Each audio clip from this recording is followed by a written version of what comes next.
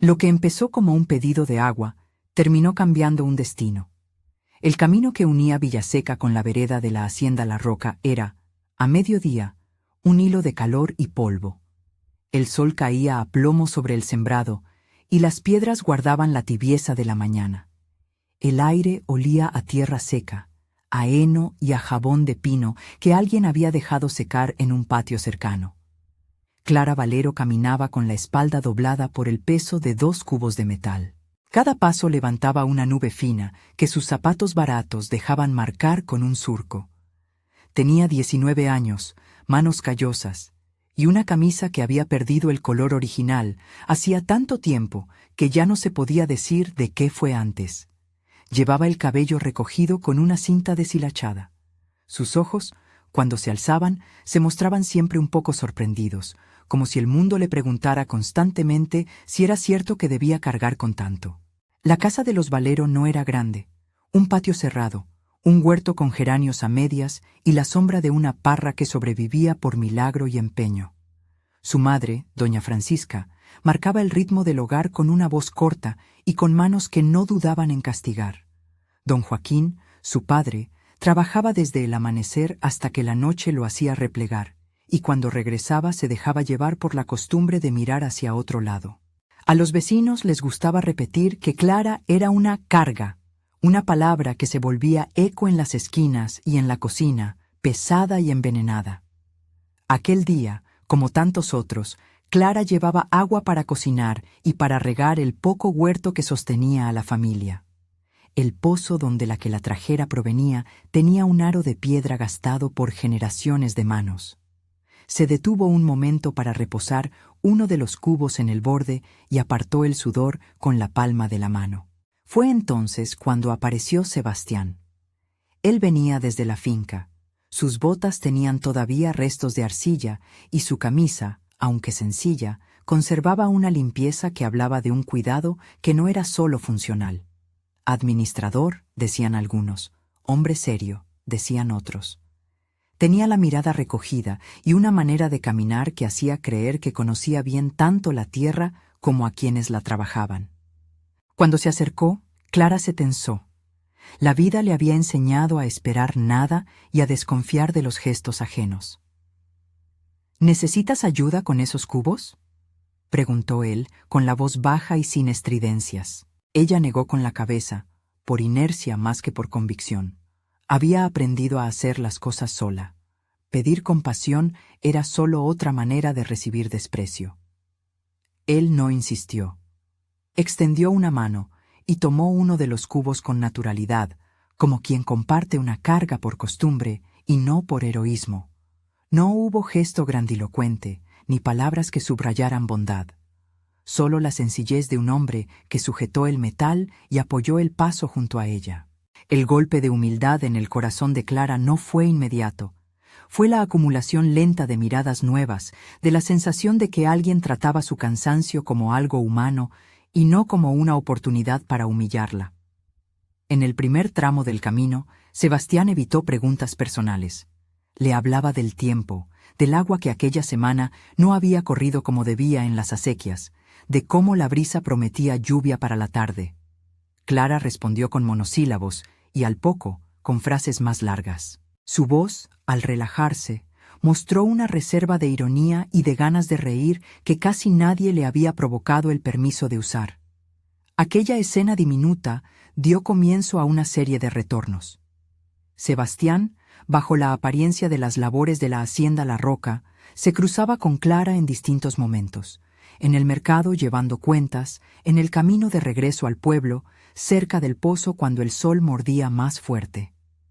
No era un cortejo ostentoso. Cada encuentro traía un gesto medido. El ofrecimiento de una jarra fría, un pequeño paquetito con pan recién horneado, dejándolo sobre la mesa del potrero, una pregunta sobre si su madre necesitaba leña. Clara fue, sin pretenderlo, acumulando situaciones que la separaban de la costumbre de sentirse invisible. El pueblo observaba.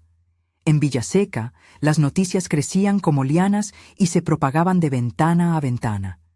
Doña Elvira, que tenía la lengua más larga del lugar, y Leticia, que no daba puntada sin hilo, Discutían en la farmacia sobre la provocación que significaba la cortesía de Sebastián.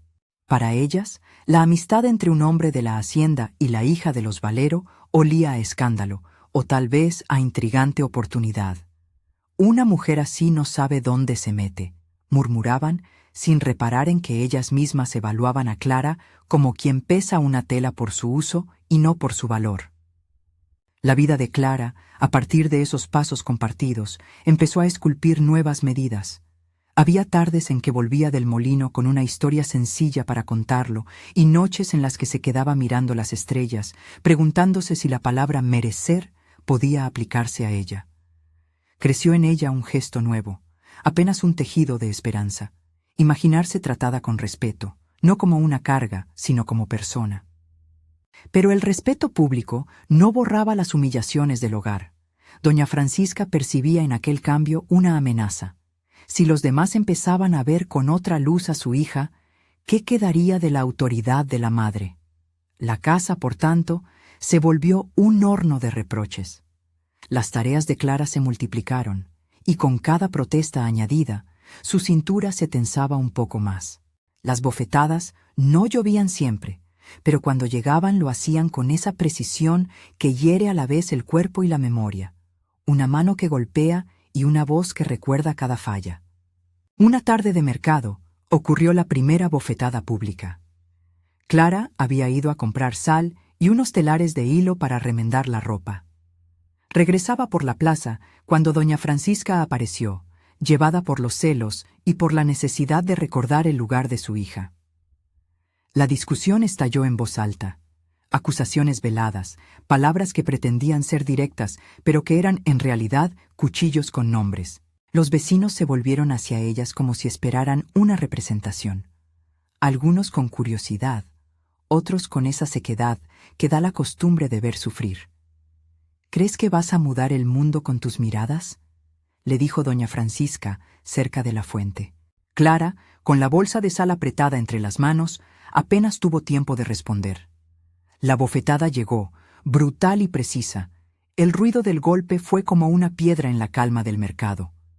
La gente se apartó de la mirada. Un par de hombres fingieron que no veían, como si la decencia consistiera en no entrometerse. Clara sintió que el mundo le dejaba de pertenecer por un instante. No solo el dolor físico la dejó marcada. La humillación se clavó en un lugar más hondo, en la certeza de que su valor dependía de la percepción ajena. Aquel día, sin embargo, no fue el final del proceso. Alguien intercedió. Sebastián apareció entre la gente, como si el polvo del camino lo hubiera traído. No hizo aspavientos. Se acercó y con una calma que desarmó la tensión, dijo unas palabras que ninguno de los presentes olvidaría por su simpleza. Esto no está bien. No alzó la voz, ni acusó con dramatismo. Sus palabras, claras y directas, fueron suficientes para quebrar la escena. Doña Francisca reculó, aturdida por la audacia de ser reprendida en público. Algunos de los vecinos, que hasta entonces habían mirado desde la compostura, murmuraron: ¿quién es ese para decir eso? Pero la forma en que Sebastián sostuvo la mirada, sin rencor y sin superioridad, obligó a que la conversación se dispersara. Clara, en lugar de alejarse, se quedó inmóvil. Era la primera vez en meses que alguien había defendido su dignidad con la naturalidad de quien no espera recompensa. En ese instante, la palabra ayuda dejó de sonar como don y comenzó a sonar como acto de justicia. Los días siguientes multiplicaron los cuchicheos. En la carnicería, en la casa del maestro, en la panadería, la gente se sorprendía porque aquella muchacha que hasta hacía poco era invisible iba recuperando formas de ser vista. Doña Elvira y Leticia se encargaban de recordar a todos la supuesta impropiedad de la situación. Sus palabras añadían sal a la herida de los Valero. Pero a la par, hubo otros que vieron en la nueva actitud de Clara la imagen de alguien que, aunque golpeada, no se rendía. La línea entre la compasión insincera y la verdadera empatía se volvía, así, un campo de batalla. Mientras tanto, en la hacienda, Sebastián llevaba sus obligaciones con la disciplina de quien conoce la responsabilidad. Administrar la roca significaba medir cuentas, resolver peleas entre jornaleros, comprobar la marcha de las cosechas y también mediar en cosas que la fría contabilidad no alcanza a explicar: la salud de los animales, la estabilidad de las familias que vivían bajo la sombra de la finca. Era el rostro visible de la autoridad que representaba el conde Antero, aunque pocos sabían que había una historia detrás de su voz, algo que guardaba en la sombra y que no mencionaba en las charlas de taberna. Sus acercamientos a Clara eran coherentes con esa discreción. No hablabas de herencias ni de planes, solo citaba pequeños hechos. Le regaló un libro de segunda mano, con páginas amarillentas y notas en el margen que hablaban de costumbres y cultivo. Lo dejó en la silla del cuarto de costura, con una hoja doblada dentro como señal. Clara lo encontró, y después de un rato lo abrió. No recordaba haber tenido algo propio que no fuera una prenda heredada o una herramienta. Leer las primeras líneas fue como recibir el permiso para pensar más allá de la noche y la comida. El libro le dio palabras para nombrar sensaciones que hasta entonces solo había sentido como dolores o deseos indistintos. Con el tiempo, la gente empezó a murmurar sobre la posibilidad de una unión entre ellos. En un pueblo como Villaseca, un rumor de ese tipo se traducía en posiciones y alianzas. Un matrimonio entre Clara Valero y el administrador de la Roca rompía las expectativas. Algunos lo veían como progreso, otros como afrenta. Doña Francisca, herida en su orgullo, decidió transformar la preocupación en castigo. Multiplicó las tareas, golpeó, gritó. Don Joaquín, por su parte, movido por un vago alivio al ver a su hija rodeada de protección aparente, no supo cómo actuar. La parsimonia de su padre se volvió un silencio que se escuchaba más alto que cualquier discusión. Sebastián, en su interior, vivía una contradicción contenida. No era indiferente a la opinión de los demás. Era consciente de que una relación con Clara atraería ojos y cuchillos. Y aún así, algo en la forma en la que ella asumía las humillaciones sin romperse le despertaba una necesidad de proteger que no supo explicar con palabras al principio. Había, además, en su mirada una reserva de culpa o secreto que lo frenaba. No quería que su cercanía fuera interpretada como caridad o como un juego con expectativas ajenas. No quería que Clara fuera un recurso para satisfacer clemencias de clase. Por eso, sus gestos eran medidos y su respeto genuino. En una noche en que la luna solo era una silueta blanqueada, Sebastián lo confesó con una transparencia que puso a Clara en guardia. No con grandes declaraciones, sino con un detalle que hablaba de su intención. Pidió su permiso para presentarla ante la gente de la hacienda, para que los trabajadores la conocieran sin la sombra de su casa ni la voz de doña Francisca. Fue un paso que, en su sencillez, tenía la intención de hacer de Clara no solo la mujer que soportaba, sino la persona que participaba. El rumor de aquella petición se fue haciendo grande. Doña Elvira lo contó a su manera en la tienda, y Leticia lo añadió con veneno en los oídos del panadero. Había quienes pensaban que Sebastián actuaba movido por un impulso noble. Otros sostenían la hipótesis de que existía un interés mayor detrás de su atención. El pueblo, fiel a su costumbre, inventaba razones para no tener que confrontar la simple posibilidad de que alguien fuera tratado con dignidad sin más. La tensión llegó al punto de ebullición la mañana en que, en la Plaza Mayor, se celebró la feria del pueblo. Los carros con sacos, los puestos de frutas y las voces se mezclaban con el brillo del sol.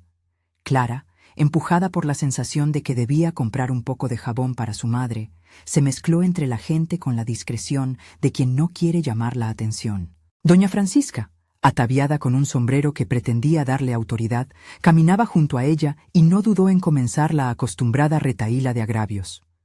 La discusión se encendió entre naranjos y canastos hasta que la mano volvió a alzarse. La bofetada fue un espejo. El sonido se rompió contra la plaza y la atención se quebró en pedazos. Pero esta vez, cuando doña Francisca buscó el silencio absoluto que suele seguir a la violencia, alguien la detuvo.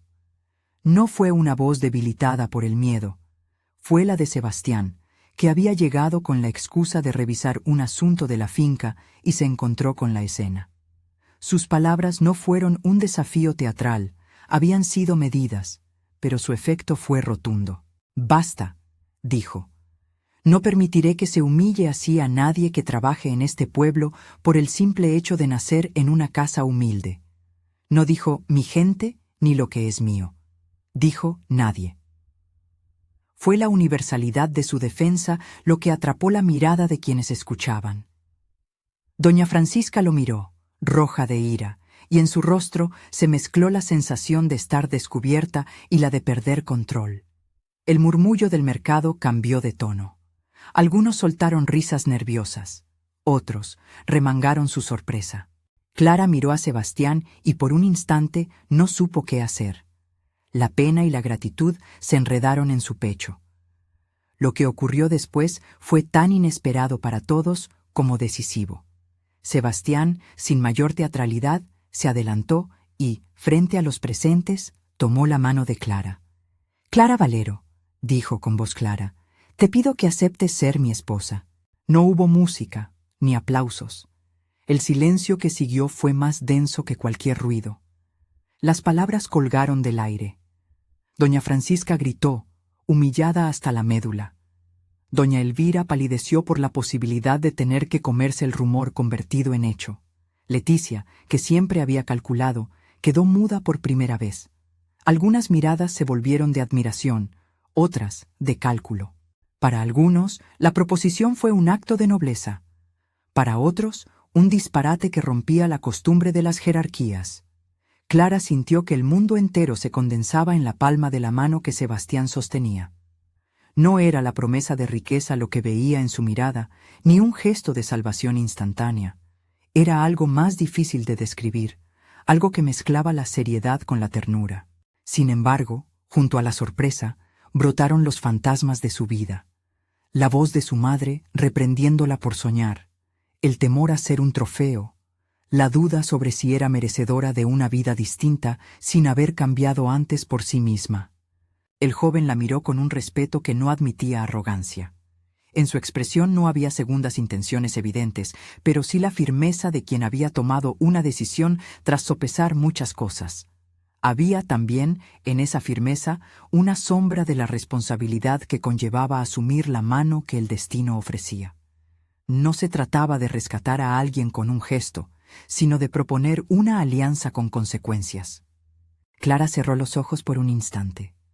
Recordó la sensación del cubo de agua contra su mano, el primer gesto de ayuda que, en su inocencia, había sido respuesta a una necesidad básica. Pensó en los días duros, en la soledad y en las veces que había envidiado a quienes tenían derecho a la esperanza sin pedirla. Al abrir los ojos, vio el rostro de la gente, curiosos, críticos, esperando. También vio a don Joaquín, que había venido casi por costumbre y cuya mirada se movía entre alivio y confusión.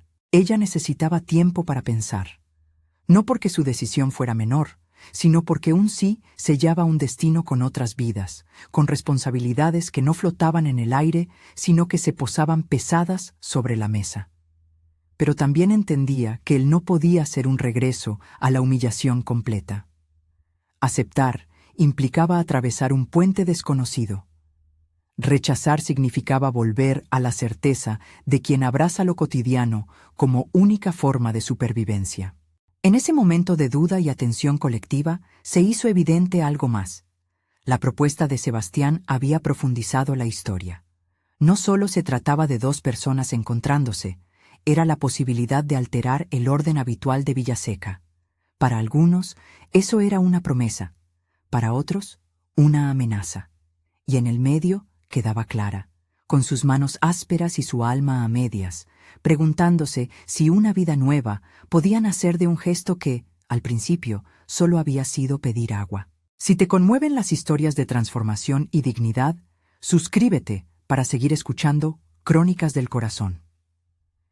Cuando el murmullo se deshizo en la plaza, Clara dio un paso atrás, no por cobardía, sino por la necesidad de pensar en voz alta.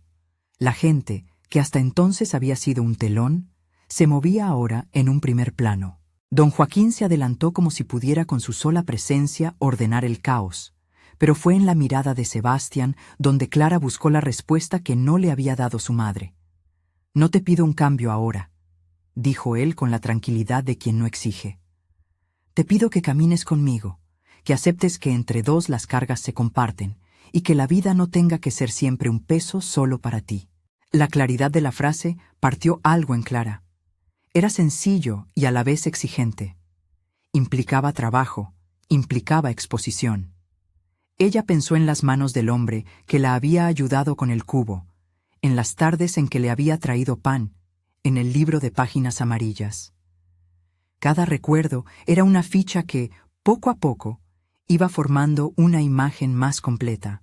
Pero también pensó en lo que perdería: su hogar, su costumbre de poder refugiarse en la noche con su propio silencio, su espacio de familiaridades, aunque dolorosas. Aquel fue el punto en el que la decisión comenzó a ocupar no solo su mente, sino su cuerpo.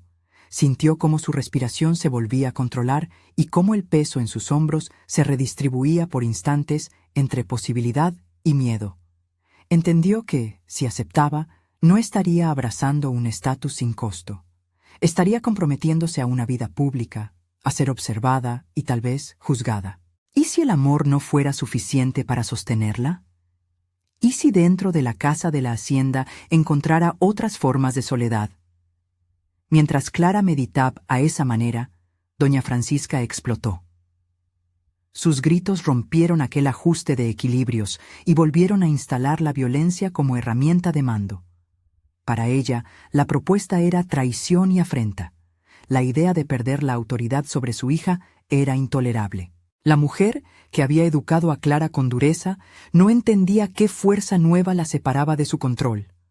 La vejación encontró su forma en una última bofetada, en un insulto que quería cortar por lo sano cualquier posibilidad de cambio. La plaza, que había asistido con morbo y con moral, ahora se enfrentó a la evidencia del conflicto real entre voces y cuerpos. Algunos murmuraron que aquello no sería la última escena, que Villaseca tenía memoria, y que pronto aparecerían argumentos para defender u oponer la unión. Otros se retiraron con el gesto apagado de quien no quiere elegir bando. Sebastián permaneció en silencio, aferrando aún la mano de Clara. No buscó la confrontación con la madre. Su gesto fue de protección, no de revancha. La compasión que lo guiaba no aceptaba pagar con humillación el derecho de alguien a vivir dignamente. Clara, por su parte, sintió el temblor de su piel ante el contacto. No era una magnitud romántica lo que la dominaba, sino una mezcla de alivio por el gesto y de vértigo por lo que podía venir. Esa tarde, cuando la plaza volvió a su ruido habitual y las carretas retomaron su trayecto, Clara se quedó sola en su cuarto con el libro de páginas amarillas en la mesa. Lo abrió, buscando en las letras una ruta que le ayudara a decidir. No halló respuestas claras, solo frases que hablaban de compromisos, de trabajo compartido y de la paciencia que exige construir una vida con otro. Cerró los ojos y en su mente no volvió el peso del cubo, sino la imagen de la mano discreta que ahora sostenía la suya, firme y cálida. Sabía que el sí no sería un escape de todo, y que él no podría arrastrarla al mismo pozo de humillación permanente. Sintió, de manera nítida, que la decisión debía ser suya, no una reacción a un golpe ni un gesto para recalcar autoridad. Recordó las veces que, siendo niña, había imaginado una mesa larga con pan para todos. La idea de compartir, ahora, adquiría otra dimensión. Tal vez la dignidad se construye también con manos honestas que se ofrecen a sostener. La noche cayó y la casa de los Valeros se apagó en sus sombras y murmullos. Desde la ventana, Clara vio las luces de la hacienda más arriba en la loma como una constelación doméstica. Algo en su pecho comprimió y al mismo tiempo se abrió. Sabía que pase lo que pase, la propuesta no era un final, sino el inicio de una encrucijada con consecuencias. Aceptar implicaba reinventar su vida. Rechazar, volver a su tejido, pero con la marca de la plaza. Ningún camino prometía ser fácil. En la oscuridad, antes de dormirse, Clara pensó en el primer cubo de agua. Recordó cómo su muñeca se había entumecido por el peso, cómo había temido que ningún alma pasara a su lado a ofrecer ayuda. Esa imagen, que había sido hasta entonces un símbolo de soledad, empezó a transformarse. El agua era vida, sí, pero también podía ser eso que compartimos sin rubor. Quedó, en la piel de la muchacha, la convicción de que una sola petición, la más simple, tenía la potestad de desatar algo grande. No imaginó aún hasta qué punto aquella gota podía convertirse en río, ni las rocas que encontraría en su curso. Mientras tanto, en la casa de la hacienda, Sebastián regresó a su mesa con el corazón en una especie de calma inquieta. No por la proposición en sí, sino por las implicaciones que sabía que vendrían. Preguntas de los trabajadores, la reacción del conde Antero, que, aunque distante, era la figura cuyas decisiones regulaban la vida de muchos, y la mirada curiosa de quienes pensaban que la posición social era un derecho que no se compartía. Guardó su chaqueta con más cuidado de lo habitual y se permitió, por primera vez en semanas, sentir el peso de una decisión que no le pertenecía solo a él. Así terminó aquel día que empezó con un pedido de agua. No había todavía una respuesta cerrada. Había un rumor que crecería, alianzas que se tramarían y, sobre todo, una promesa en el aire que pedía ser sostenida o declinada. Para Clara, el mundo se abría con su consiguiente riesgo. La posibilidad de transformar su destino tocaba a la puerta, pero para atravesarla necesitaba más que una oferta. Necesitaba esperanza y decisión. La historia no era aún de riquezas ni de herencias. Era la historia de dos personas que, a partir de un gesto sencillo, se miraban como si la dignidad fuera algo que se pudiera devolver. El resto, como suele suceder en los pueblos y en las casas, vendría con el rumor, con la resistencia y con las inevitables pruebas que cualquier cambio trae consigo. Navida en Villaseca, el rumor se convertía en motor y freno a la vez, y nadie sabía todavía cómo terminaría de moldear aquel destino que, todo comenzó, con un simple cubo y una mano tendida. La vida en Villaseca siguió su curso con la misma energía obstinada de siempre. Pero ahora existía una línea nueva, una fisura por la que circulaba la posibilidad de otro orden. Los días que siguieron a la propuesta se tejieron en conversaciones a media voz, miradas que buscaban confirmar lo que ya se sabía y silencios cargados en la cocina de los Valero. Clara tomó sus tiempos. No era indecisión, era cálculo de corazón y medida de consecuencias. Cuando finalmente dijo que aceptaba, no lo hizo por la urgencia de escapar, lo hizo porque había, en aquella mano que la había sostenido desde el primer cubo, una promesa de trabajo compartido y de respeto que le parecía digna de probar. La boda, anunciada entre susurros y algún que otro reproche, se celebró con sencillez, como era de esperar. No hubo oropeles, ni papeles que explayaran linajes. Hubo una mesa larga y pan repartido, flores que la gente del pueblo trajo en gesto de curiosidad o de cariño genuino, y la presencia del conde Antero, en persona, quien había descendido a la capilla de la hacienda no tanto por el espectáculo como por deber. Su figura, ya cansada por los años, no necesitó de palabras para hacer notar su presencia. Bastó que su mano firmara algunos documentos y que sus ojos, desde la sombra del banco, observaran con esa mezcla de distancia y afecto que había acompañado a Sebastián su vida entera. Los trabajadores de la roca se acercaron a saludar a Clara con una deferencia tímida. Ella, con su vestido de lino remendado y un gesto que parecía buscar discreción, respondió con una serenidad que sorprendió. En la celebración se habló poco de linajes y mucho de pan. Los granjeros conversaron de la cosecha, las mujeres del molino intercambiaron recetas. Y en medio de esa conversación cotidiana, hubo sonrisas limpias, algunas lágrimas retenidas, y la sensación, para Clara, de que un nuevo capítulo comenzaba sin atajos milagrosos ni promesas rotas. La adaptación a la vida en la hacienda no fue inmediata ni fácil. Las estancias tenían un frío distinto, los pasos resonaban con la memoria de otros nombres, y Clara tuvo que aprender a convivir con el peso de la atención pública. Pequeños gestos que antes pasaban desapercibidos, colocar un jarro en su sitio, doblar una toalla, adquirieron carácter de acto público. Hubo noches en las que la nostalgia la asaltó con fuerza. Extrañó la cocina pequeña, los rincones donde nadie la miraba, y por un tiempo pensó que había cambiado demasiado de golpe. Sebastián fue paciente en las cosas cotidianas y exigente en las responsabilidades compartidas. No hubo para él el relato heroico del caballero que rescata. Hubo más bien acuerdos y conversaciones que moldeaban la convivencia diaria. A los dos les tocó aprender a negociar horarios, a distribuir cargas y a aceptar que el amor no anula las dificultades, las administra. Sebastián, siempre atento a las cuentas de la hacienda y a la salud de los trabajadores, incluyó a Clara en las pequeñas decisiones. Al principio, ella aceptaba de manera tímida, pero con el tiempo su voz fue ganando peso en la mesa de inventarios, en las reuniones con encargados y en los gestos con los jornaleros.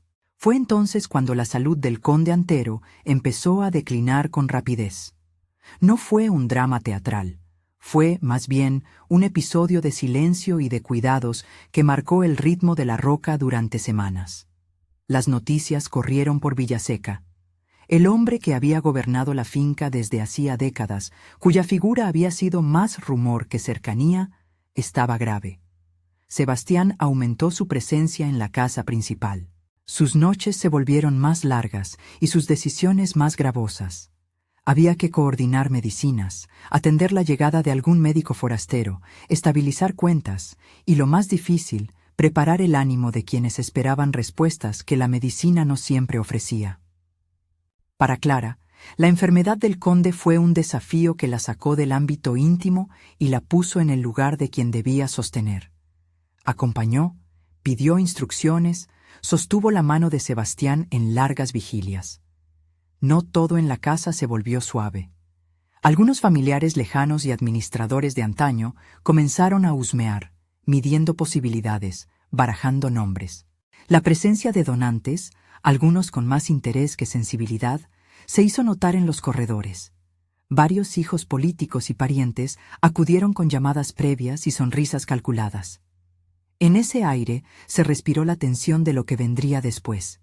La muerte del conde fue un instante de gravedad que no permitió grandes dramatismos.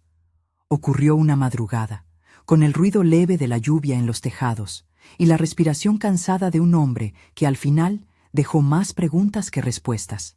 En la habitación, antes de que las puertas se cerraran por luto oficial, Clara estuvo presente. No hubo escena sensacionalista. Hubo un hombre que dejó de respirar y un silencio que llenó lo que hasta entonces había sido discurso. El dolor no se midió en palabras heroicas, sino en miradas pequeñas, en manos que apretaban manos, en la falta de un gesto que se había vuelto costumbre. Después del velatorio, la atención se concentró en lo legal, el testamento. Las veladas del pueblo quedaron traspasadas por el rumor de qué diría el papel que con tanto celo preparaban algunas familias que veían en la herencia una reconfiguración para sus propios intereses. La casa de notaría recibió a parientes lejanos, a abogados de ciudad y a personas que, hasta entonces, no habían mostrado apego por la Roca. Sebastián, en medio de esa madeja, se mostró sereno pero a la vez tenso. No hablaba libremente de su pasado. Había en él una reserva que no permitía la simple exhibición de su origen. La lectura del testamento se hizo en la mayor sobriedad posible. Un notario leyó la voluntad del conde Antero, un texto que no buscaba escenografía, sino cumplir con la última voluntad de un hombre que había regido una finca y una red de familias. En la sala, junto a los trabajadores y miembros del pueblo, la voz del notario se elevó clara. Primero habló de bienes, de tierras, de bienes muebles. Después, y con un giro que pocos esperaban, mencionó a quien heredaba la administración y la tutela de la hacienda. El nombre que apareció fue el de Sebastián. El aire dejó de sonar igual. No faltaron voces bajas, carraspeos, algunos que negaban lo que oían. Hubo quienes entrecerraron los ojos como si quisieran ver a alguien que apareciera con pruebas de tener derecho. Otros, con el ceño fruncido, calcularon beneficios y complicaciones. Para Clara, la revelación fue un terremoto interno. De pronto, el hombre que había sostenido un cubo de agua y luego su mano en la plaza no era solo administrador, sino hijo legítimo o reconocido del conde. La conexión con la familia principal de la Roca lo colocaba en un plano que antes le había parecido insoportable o lejano. Sebastián, al principio, permaneció en silencio. Más tarde explicó, no con dramatismos, que su situación había sido compleja y acordada.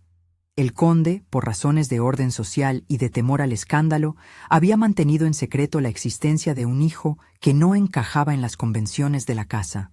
Se trataba de decisiones pasadas cargadas de discreción. La herencia no fue un regalo sin condiciones.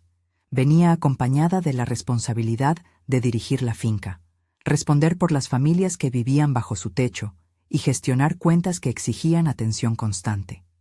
Además, había una condición adicional que el notario leyó a continuación.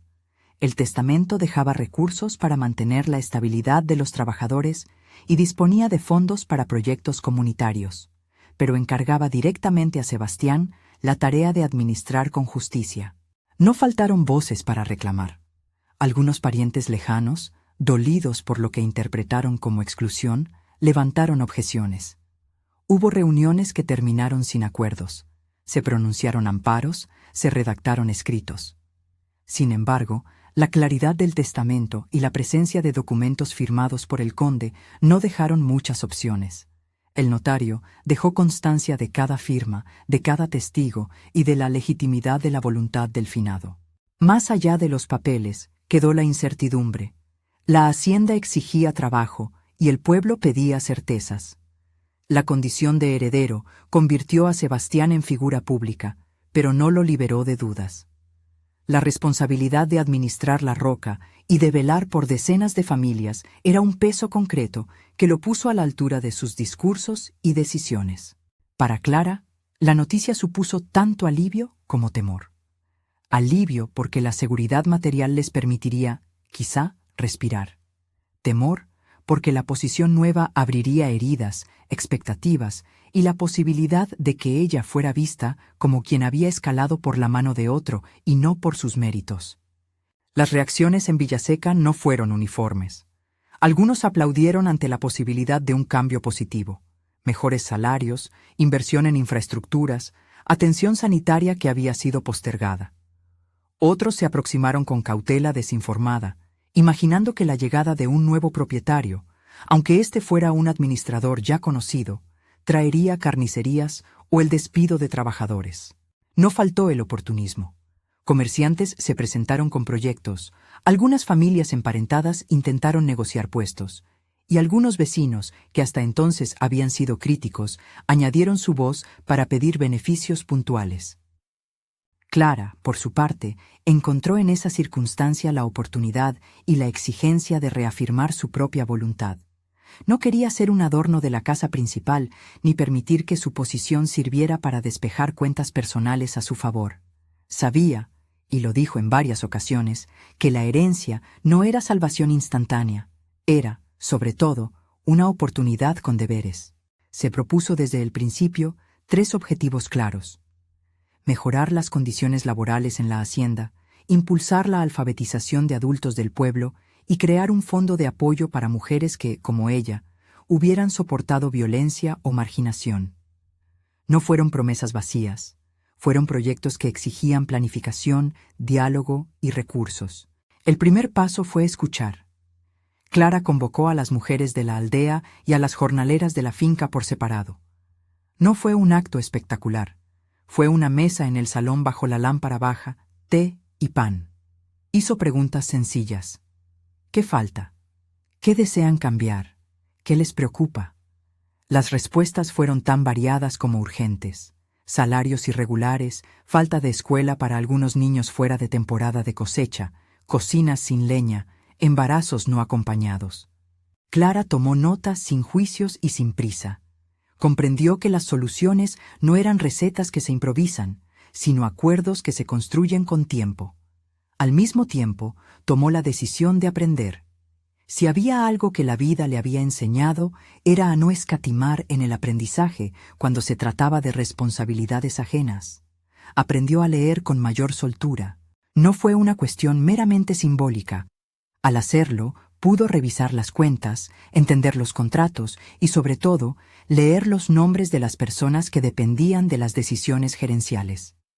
Se sentó con el contable, con el capataz y con los maestros para comprender la estructura de la hacienda, no como quien reclama autoridad, sino como quien quiere ser competente. El programa de alfabetización que impulsó partió de algo humilde. Noches de lectura en el antiguo salón de labranza, al lado del horno, donde se juntaban mujeres y hombres que querían escribir su nombre en un papel sin pedir permiso a otro. Los primeros encuentros fueron torpes. Algunos confundían letras, otros llegaban con vergüenza. Pero la práctica diaria fue trayendo frutos pequeños y poderosos. Se leyeron cartas, facturas, recetas, nombres de hijos. Clara no dio lecciones de caridad. Ofreció herramientas concretas para que la gente se manejara con autonomía. Las sesiones, con el tiempo, extendieron su alcance. Se enseñó aritmética práctica para que los jornaleros pudieran entender sus nóminas y se creó un rincón de la biblioteca con libros donados por el mismo día a día de la gente de la hacienda. El Fondo para Mujeres, otra de sus propuestas, nació de reuniones con vecinas que le contaron historias que le partían el alma. Mujeres que trabajaban largas jornadas, que callaban golpes, que escondían malas palabras bajo delantal. Clara no ofreció soluciones moralizantes. Ofreció recursos y vías de salida. El fondo no fue un chequera mágica. Era un conjunto de apoyos que incluía ayuda para emergencias, fondos para reinsertar a quien quisiera trabajar fuera de la casa de quienes la maltrataban y becas para cursos de oficio. Para financiarlo, Clara propuso una partida en la contabilidad de la hacienda y la creación de una pequeña cooperativa que vendiera productos elaborados por las propias mujeres: tejidos, conservas, pan. La idea fue recibida con escepticismo por algunos, pero con gratitud por otros. No todo fue convergencia. La nueva gestión despertó resistencias.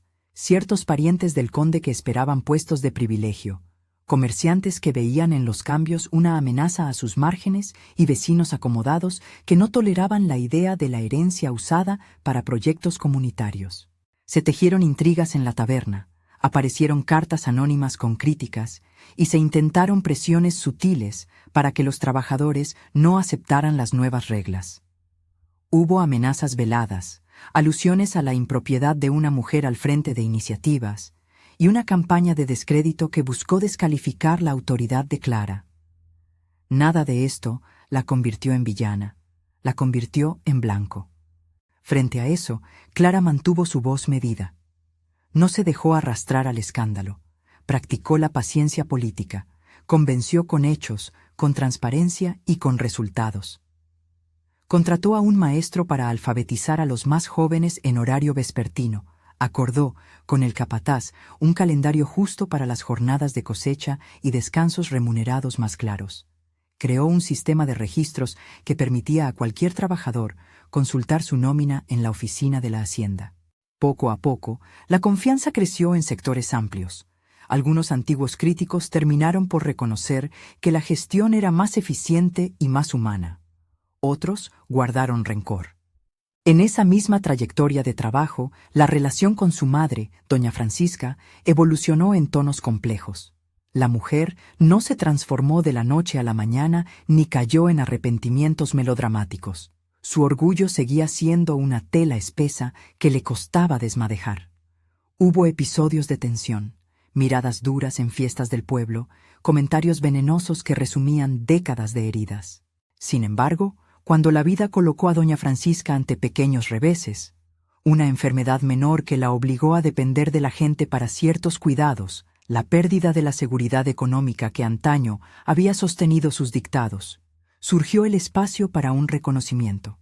La madre veía, con cierta incomodidad y también alivio, que su hija no se había convertido en un trofeo, sino en una mujer capaz de tomar decisiones dignas. No hubo reconciliación teatral. Hubo conversaciones entrecortadas, explicaciones dobles y el lento aprendizaje de tratarse con humanidad. Clara perdonó y puso límites. Perdonar no implicó borrar los golpes ni aceptar la repetición de patrones. Implicó liberarse del rencor que amargaba días y robarle energía a proyectos mayores. Su perdón fue adulto, con condiciones y con ternura controlada. Don Joaquín, en cambio, experimentó un alivio más visible. La presencia de su hija en la estructura de la hacienda le devolvió una calma doméstica que había echado de menos. Su orgullo cambió de lugar. Ya no mandaba con la voz, sino con gestos discretos de apoyo. En Villaseca, algunos cambios sociales fueron palpables. Las mujeres que asistían a las clases de alfabetización empezaron a ostentar la confianza de firmar documentos. Jóvenes que antes emigraban en busca de suertes inciertas encontraron en la cooperativa una alternativa para quedarse. Se habilitó una pequeña sala de primeros auxilios en la propia finca y se organizó un calendario de revisiones médicas con un boticario de la comarca.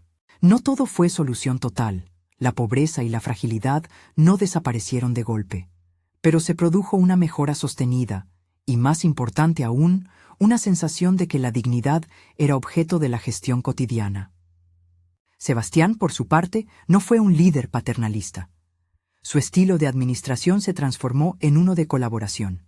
Impulsó asambleas semanales donde los representantes de los trabajadores podían elevar sus inquietudes.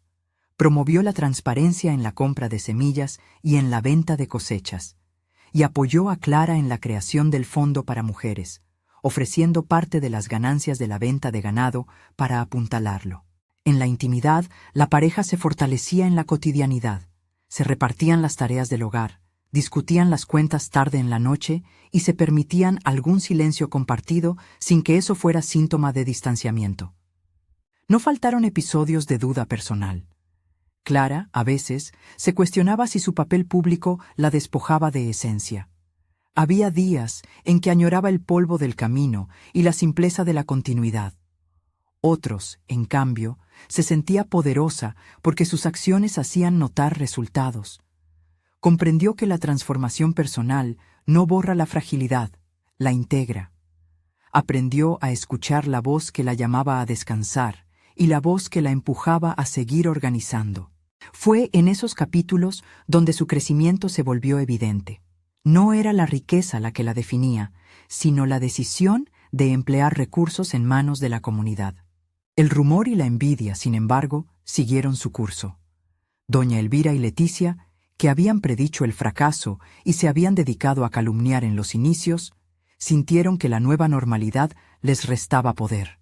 Sus comentarios, que antes se esparcían como dardos, empezaron a sonar amables para algunos y ridículos para otros.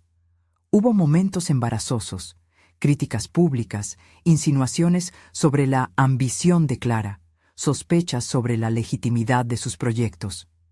Aún así, la respuesta mayoritaria del pueblo fue de aceptación y de cauta esperanza. El liderazgo de Clara, al madurar, tomó formas prácticas. Creó comités mixtos para decidir sobre cómo invertir las utilidades de temporada en infraestructura. Promovió mercados semanales donde la producción local podía venderse con mejores precios. Estableció convenios con una pequeña imprenta de la ciudad para producir materiales de alfabetización y pequeñas guías de gestión doméstica. Todo ello exigió conversaciones con abogados, el aprendizaje de lectura de contratos y, sobre todo, la capacidad de poner límites frente a quienes buscaban ventajas personales. Uno de los momentos más delicados llegó cuando un grupo de parientes del conde intentó impugnar algunas partidas del testamento, alegando vicios de forma. La disputa fue legal pero tensa y amenazó con enturbiar el trabajo diario de la hacienda. Sebastián, con la serenidad que lo caracterizaba y con el asesoramiento de un notario local, defendió la voluntad del conde con hechos y documentos. No fue una batalla épica, fue una serie de comparecencias, firmas y pruebas. Se demostró que la dinámica del testamento había sido clara y que la designación correspondía a la voluntad expresa del finado. El proceso dejó secuelas emocionales. Amigos que se distanciaron por conveniencias, conversaciones frías en bodas y bautizos, y un eco de prudencia en la manera en que algunos tenderos trataban a la pareja. Pero la justicia se pronunció. La hacienda siguió funcionando bajo la dirección de Sebastián. En el tiempo, Clara consolidó la idea de que educación y trabajo práctico debían caminar juntos. La escuela de la aldea se reabrió con más recursos y con la incorporación de movilidad para que los niños de las fincas lejanas no perdieran el curso en épocas de cosecha. Se organizó un taller de oficios dirigido por mujeres que enseñaban a coser, curtir y elaborar conservas. Los productos de la cooperativa empezaron a llegar a mercados de la comarca y con ello generaron ingresos sostenibles. No fueron revoluciones, pero sí cambios que amortiguaron la vida de muchas familias. La moralidad de aquellos que habían sido críticos cambió al ver resultados palpables. Algunos se acercaron con humildad y pidieron participar de los talleres. Otros fingieron arrepentimiento. Doña Elvira, que al principio había sido la voz del rumor, fue con el tiempo una de las últimas en acercarse a la biblioteca de la hacienda, pero terminó, en semanas, pidiendo prestado un libro de recetas y mostrando un tímido interés por las letras. Leticia, que había calculado todo por conveniencia, encontró en la cooperativa un negocio rentable, y aunque nunca admitió públicamente su cambio, fue parte del engranaje económico local que hizo que la iniciativa prosperara. El perdón público de Clara hacia quienes la habían humillado no fue un gesto de olvido. En una asamblea vecinal, cuando algunos le pidieron que tomara represalias contra quienes en su momento la habían golpeado o denigrado, ella respondió con calma: «No han de ser nuestras heridas las que gobiernen las decisiones públicas». Aquella frase no fue una sentencia moralizante, fue una política práctica. El objetivo de su gestión no era castigar, sino transformar condiciones. Sin embargo, Clara no permitió que el perdón fuera excusa para la impunidad. Las medidas de protección para mujeres que sufrían violencia se implementaron con protocolos claros y con ayudas económicas y profesionales para quien quisiera alejarse de situaciones de abuso. La transformación social que provocó la nueva administración tuvo un efecto colateral interesante. Los jóvenes empezaron a pensar en quedarse. Algunos, antes resignados a emigrar, encontraron en la nueva dinámica de la hacienda oportunidades de trabajo digno, formación y proyectos a medio plazo. Un joven carpintero, que había considerado marcharse a la ciudad, se quedó y abrió un pequeño taller que trabajaba para la finca y para otros vecinos. Los ingresos crecieron de manera constante, no por la magia de una herencia, sino por la gestión, la mejora en prácticas y la confianza recobrada. Con el paso de los años, la figura pública de Clara adquirió brillo propio, no por su título ni por su posición, sino por la coherencia de sus actos. Sostenía reuniones abiertas, respondía a las preguntas de quienes la representaban y no acudía a soluciones fáciles. Su liderazgo se volvió pedagógico. Enseñaba que la dignidad se construye con políticas cotidianas, con acuerdos y con el coraje de poner límites cuando hacía falta. Se ganó por eso el respeto de muchos y la envidia de algunos. Una tarde de otoño, mientras observaba desde la galería de la casona la extensión de los campos bañada por la luz de la tarde, Clara recordó una vez más el cubo de agua y la mano que se lo había tomado. No lo hizo en clave de nostalgia, lo hizo como quien rememora el punto de partida de una construcción. Los recuerdos le trajeron imágenes: la plaza, la bofetada, la mano de Sebastián y la lectura del testamento en la penumbra de una sala. Pensó en las humillaciones que había dejado atrás y en las que todavía dolían, en las amigas que no habían sobrevivido a la violencia, en las que se habían ido, en las que se habían reinventado. Pensó, también, en la medida en que la responsabilidad se transformó en compromiso. La hacienda exigía seguir siendo administrada con prudencia. Había inversiones que decidir, reparaciones que planificar, trabajadores que atender. No era un cuento de hadas en el que la riqueza arregla todo. Era la constatación de que la posesión de recursos conlleva una planificación ética: priorizar escuelas, respetar jornadas, dignificar viviendas. Clara supo que aquella realidad era frágil y que su tarea no acabaría con un discurso pomposo. Tenía que ser constante y humilde. A medida que su influencia crecía, Clara mantuvo su costado íntimo fuera del brillo público.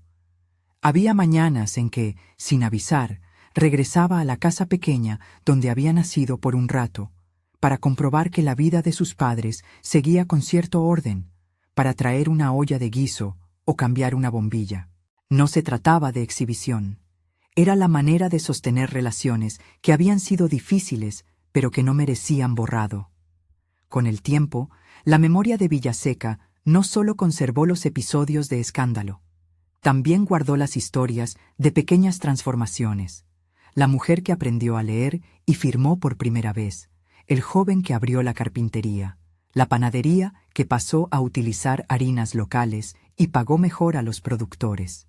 La Roca se convirtió en una comunidad menos jerárquica y más colaborativa, no por decreto sino por la práctica contractual de compartir responsabilidades y beneficios. La administración ya no se reducía a una familia, era un tejido de acuerdos. No faltaron episodios donde Clara tuvo que mostrar mano firme.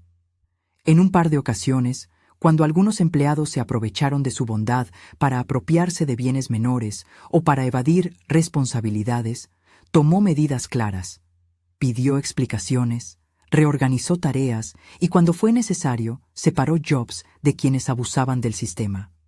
No lo hizo con venganza, sino con la convicción de preservar el interés colectivo. La justicia, en su visión, debía aplicarse con reglas consistentes, no con venganzas personales. En sus walks por los senderos que un día la vieron cargar cubos de agua, Clara solía detenerse a mirar el pozo donde había empezado todo. Allí se detenía, miraba el brillo oscuro del agua y pensaba en los caminos que una sola petición había abierto. Comprendió que los gestos pequeños tienen poder cuando se sostienen en coherencia, que la dignidad no es una dádiva, sino un derecho que necesita ser defendido. No había en ella ninguna sensación de superioridad, solo la conciencia de que, alguna vez, un gesto sencillo le había devuelto la posibilidad de soñar otros trazos para su vida. Los años pulieron lo que parecía ser una novedad en Villaseca hasta convertirlo en algo cotidiano. La pareja, con sus tensiones y acuerdos, logró sostener un hogar donde la comunidad encontraba respuestas y también un lugar de referencia para otras aldeas cercanas. Sebastián siguió siendo fiel a su manera, discreto, trabajador y responsable. Nunca buscó utilizar su origen como arma de poder, lo empleó como obligación. Eso, más que su apellido, marcó la diferencia. El cierre de este relato, sin embargo, no pretende ser un epílogo ostentoso ni una moral redundante. Prefiere mostrar el efecto, un pozo que ya no simboliza solo la necesidad de agua, sino el punto de encuentro donde la dignidad se reivindica. Una plaza que, alguna vez, fue el escenario de humillaciones, ahora es lugar de mercado justo y de conversaciones. Clara Valero, que conoció el peso del desprecio y la ternura del gesto que le ofreció ayuda, se convirtió en una mujer que desde el poder eligió hacer de la administración un servicio. En sus últimos años de gestión activa, se consolidó una pequeña red de apoyo entre las fincas de la comarca. Proyectos compartidos, intercambio de semillas y jornadas de formación que permitieron que la región mejorara sus prácticas agrícolas y sociales. Clara fue invitada a hablar en asambleas vecinales sobre experiencia práctica, no para dar lecciones de moral, sino para exponer qué funcionaba y qué no. Sus palabras siempre volvieron al mismo punto. La dignidad se construye día a día, no se compra ni se regala. Una tarde, ya con el viento de la tarde templando las hojas de los álamos, Clara se sentó en la galería y miró el horizonte. Recordó nuevamente aquel cubo de agua y el gesto leve de un hombre que pasó por su lado y se detuvo a ayudarla. Pensó en la bofetada que la había marcado, en la plaza que había sido testigo del conflicto y en la lectura del testamento que había cambiado su rumbo. No había en su mirada triunfo ni resentimiento.